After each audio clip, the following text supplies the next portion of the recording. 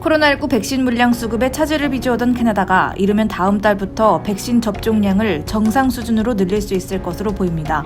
18일 연방보건당국은 이번 주 40만 3,650회분에 달하는 화이자 백신이 캐나다에 도착해 전국 배포를 시작했다고 밝혔습니다. 이는 지난해 12월 출하가 처음 시작된 이래 공급된 백신 중 가장 많은 물량입니다.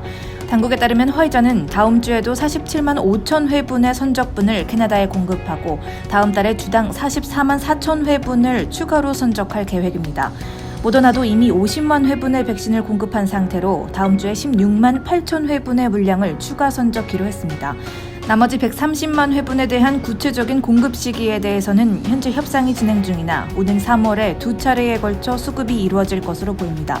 보건당국은 두 제조사가 오는 3월 말까지 총 600만 회분의 백신을 캐나다에 공급할 수 있을 것으로 보고 있습니다.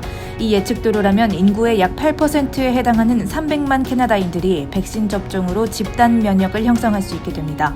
정부는 약 1,500만에서 1,900만 명의 백신 접종을 목표로 하고 있으며 계획대로라면 인구의 38%에서 64%가 오는 6월 말까지 집단 면역을 형성할 수 있을 전망입니다. 다음 소식입니다. 석 달째 이어지는 모임 금지령에도 불구하고 BC 내 코로나19 바이러스 감염은 여전히 사적 모임으로부터 많이 발생하는 것으로 나타났습니다. 보니 헨리 BC주 보건관은 지난 16일 정례 기자회견에서 최근 BC 내 확진자 중 약 40%는 사적 모임에서 나오고 있다고 밝혔습니다. 실제로 최근 BC에서는 방역 수칙을 지키지 않았다가 집단 감염으로 이어지는 사례가 꾸준히 보고되고 있습니다. 올해 초부터 수백 명의 확진자가 발생한 휘슬러 내 집단 감염도 젊은이들의 실내 모임으로부터 시작됐고 지난달 BC주 북부의 소도시 윌리엄스 레이크에서 시작된 지역 감염 역시 이웃끼리의 모임을 통해 바이러스가 전파된 것으로 알려졌습니다. 그리고 최근 노스밴쿠버 소재의 두 고등학교에서 학생들끼리 주말에 파티를 열었다가 다수의 학교 소속원이 코로나19 바이러스에 감염되면서 일부 학생과 교직원이 자가격리를 진행하기도 했고 포트무디의 한 펍에서 50명이 모여 진행한 이벤트로 인해 20명이 넘는 인원이 바이러스에 감염된 사례도 보고됐습니다. 게다가 최근 들어서는 방역수칙을 위반해 벌금이 부과되는 사례도 늘어나는 추세입니다. 최근 주정부가 발표한 자료에 따르면 지난 1월 29일부터 2월 12일까지 2주 동안 방역수칙 위반으로 벌금이 부과된 사례는 총 252건으로 2주 전에 부과됐던 113개의 티켓 수보다 2배 이상이 많았습니다. 이와 같이 방역수칙을 어긴 사적 모임 사례가 늘어나면서 BC주의 확진자 수는 다른 주와 비교했을 때 좀처럼 줄어들지 않고 있습니다. 다음 뉴스입니다. 캐나다와 중국이 외국인 구금 문제를 두고 또다시 충돌했습니다. 캐나다 정부는 지난 15일 미국과 유럽연합, 호주, 일본 등이 포함된 58개국과 함께 국가가 정치적인 목적으로 외국인을 구금하는 것을 중단해야 한다는 자의적 구금 반대 공동선언에 참여했습니다.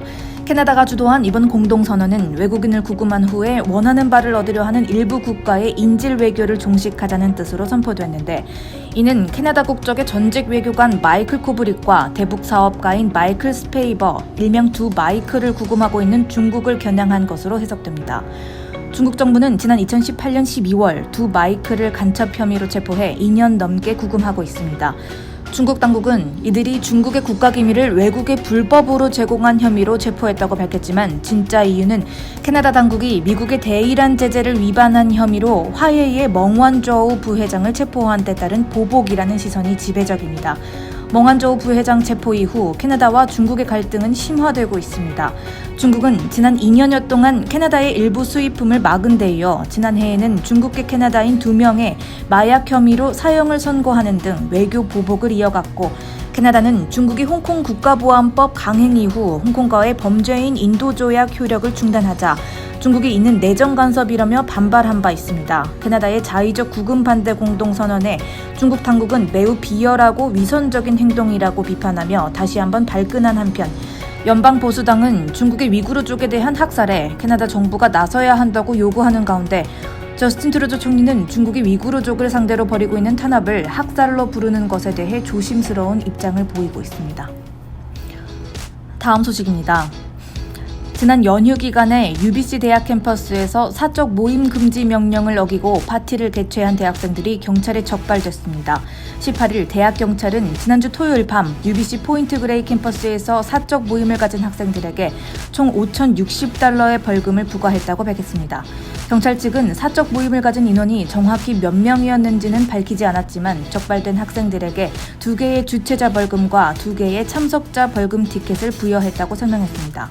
대학 경찰 측은 성명을 통해 사람들은 사적 모임 금지 명령에 대해 잘 알고 있고 우리는 모두 우리의 역할을 해야 한다며 대학 캠퍼스를 포함한 주 전역에서 모든 행사와 모임이 중단되어야 한다고 강조했습니다. UBC는 공공보건명령을 지키지 않는 학생들에게는 대학에서 징계 조치에 직면할 수도 있다고 경고했습니다.